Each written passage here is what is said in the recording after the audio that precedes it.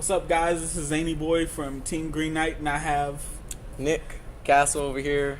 yeah, I'm here giving him a interview for you guys. And if you want more of this, like, comment, subscribe, because sharing is caring.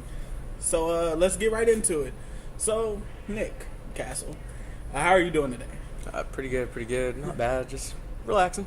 All right.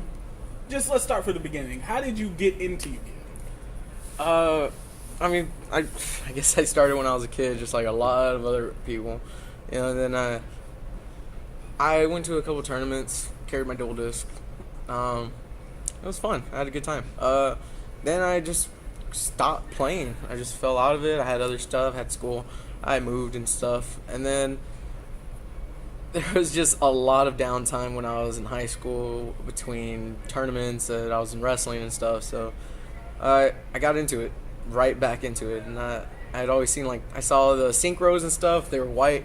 I was like, these are not real Yu-Gi-Oh cards. They're fake. They had to be fake. No, they were real. Sure enough, I got back into the game. And I started off with a Warrior Toolbox, old deck.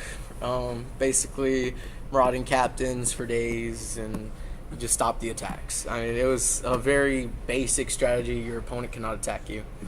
And it was fun. I loved it. I used marauding captains and a bunch of warriors. Then I started getting into sinks, and I was like, oh, that's cool. Found out about all the E-Hero cards that came out, and that's pretty much how I got into it, and now I'm here. All right, that's pretty cool. Trip down memory lane and things like that. That's pretty cool. So, what's your favorite format? My favorite format? My favorite format was when Inzectors first came out. When they were, talked about, people got them, sneak peek and everything. That was my favorite format. Not because, I played them. I didn't play any of them. I actually rarely ever played the meta till more recently. But it was because Inzectors, as much as people would complain about them and do this and do that, it really made everybody up their game. As a whole group and a community of Yu-Gi-Oh players, we really had to up our game if we wanted to keep playing. People would talk about how dumb and stupid it was if you didn't open Veiler, if you didn't, main a Veiler. It's start maining Veilers. Get to it. Yep. Start making sure your cards can do stuff.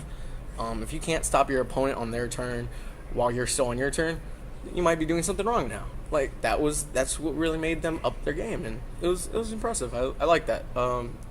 As a community, I mean, it's just we all knew the max abilities of our cards at that format, and then Inzectors came out, the Dino Rabbits, and Best format. it was a really, and then wind ups. I mean, amazing, and then Tour Guide.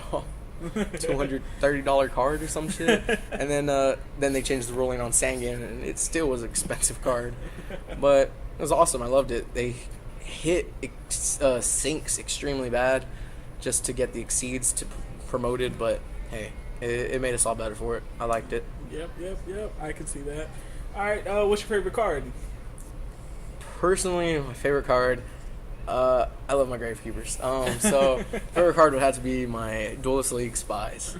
They're little cards that look like just common, little rare cards. They have the green lettering, and they're... When you're good, you see it and you know. Love it. Just love it. That's pretty cool. I mean, what's your favorite what's your favorite play within Gravekeepers? In the Gravekeepers, back when we still had Royal Tribute at 3, it was basically the first turn Royal Tribute. We got Wonder Wands. Pod Dualities was a 10. So that was really awesome. We didn't have to get the, $200 secrets and stuff. We could just get, the 10s. We're still $12 a piece, and they're holding their value for a good time and stuff. And it was just you would just go Recruiter, Wonder Wand, Centigrave, search out Commandant, or get your draw, search out, with Necro Valley. Then you try to thin out your deck as best you can. Upstart if you had them, if you ran them, and then you go Pot of Duality.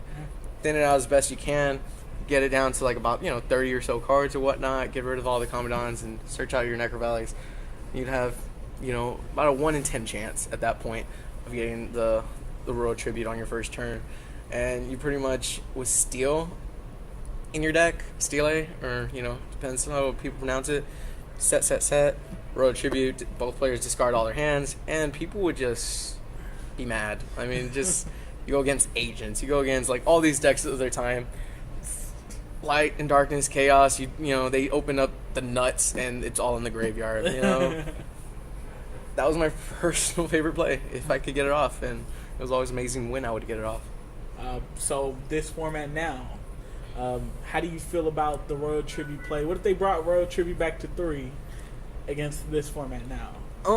If they did bring Royal Tribute back to 3, I would still first turn it. And that's just because, yes, monsters would still get their effects. Personally, right now, I'm not playing my Gravekeepers. I have them saved up. They're awesome. I love them.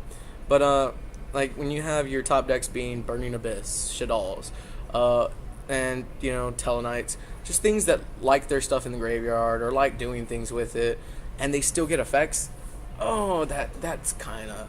You're just going to minus yourself. I mean, before, when I was running Gravekeepers, I'm going Royal Tribute. I might have to lose a monster, but I'm always going to want to take theirs out. The more of theirs I can hit, the better. But, most cards, you could just kind of search them out, or they're monsters. They're going to search themselves and stuff. Do more special summoning just that you didn't expect. That's pretty cool. That's a good way to look at that. I never looked at it like that before. So how do you feel about this game? Is it a children's card game? That question. It's interesting. I do want kids to play. I mean, because they're going to be the future generations of Yu-Gi-Oh players. They're going to play it.